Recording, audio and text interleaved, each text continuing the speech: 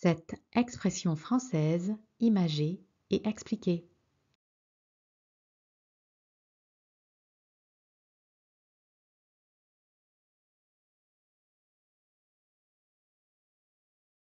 Faire du lèche-vitrine. Flâner en regardant les vitrines des magasins.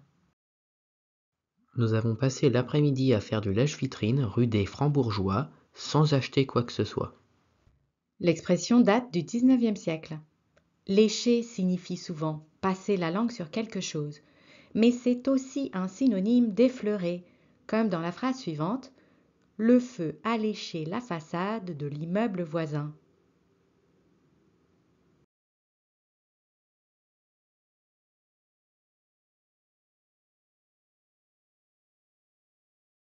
Minute, papillon.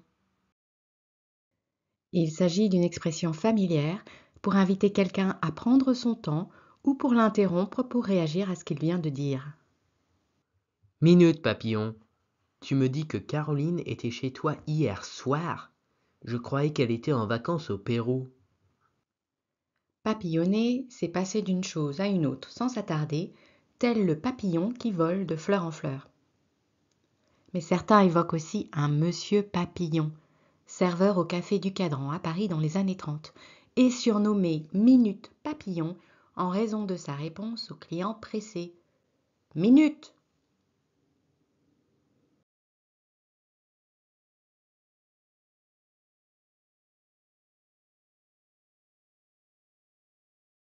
Les carottes sont cuites. Il s'agit d'une expression familière utilisée pour indiquer qu'il n'y a plus d'espoir. On dit aussi c'est cuit ou c'est la fin des haricots.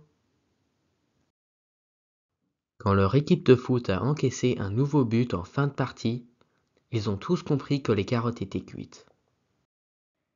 Au XVIIe siècle, l'expression vivre que de carottes signifie vivre dans la misère. Au XIXe siècle, on dit ces carottes sont cuites en parlant d'un mourant, peut-être pour faire le parallèle avec les carottes qui accompagnent souvent les plats de viande. Viande, animal mort.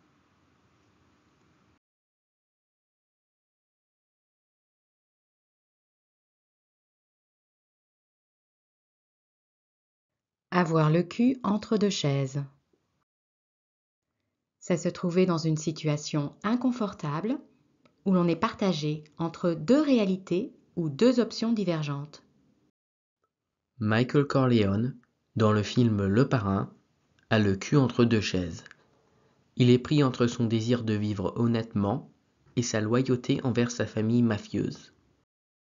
L'expression prend son essor au XXe siècle, mais des formulations similaires comme avoir le cul entre deux selles ou être entre deux selles le cul à terre étaient déjà utilisées au XVIe siècle.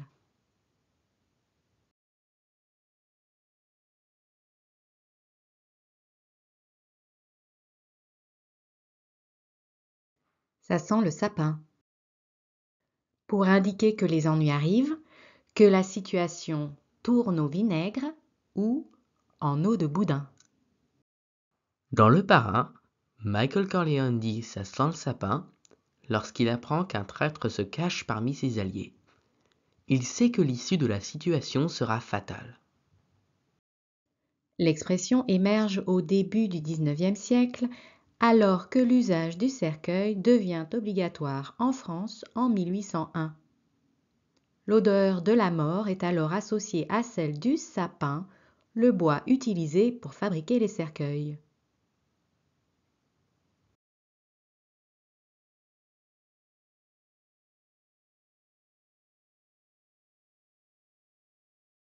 Les mains dans les poches.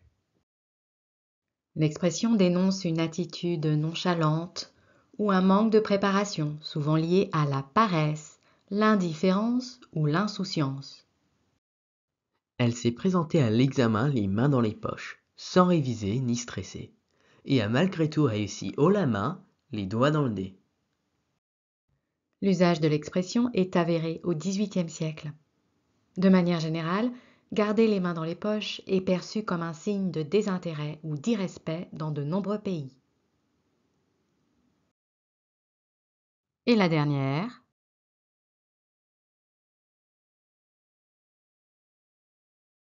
Une fièvre de cheval. Il s'agit tout simplement d'une forte fièvre. Il est au lit depuis plusieurs jours avec une fièvre de cheval. Le médecin lui a conseillé de prendre des médicaments pour la faire baisser. L'expression date du XIXe siècle, mais son origine est incertaine. Savez-vous que, pour 100 degrés Fahrenheit, Monsieur Fahrenheit a choisi la température corporelle d'un cheval sain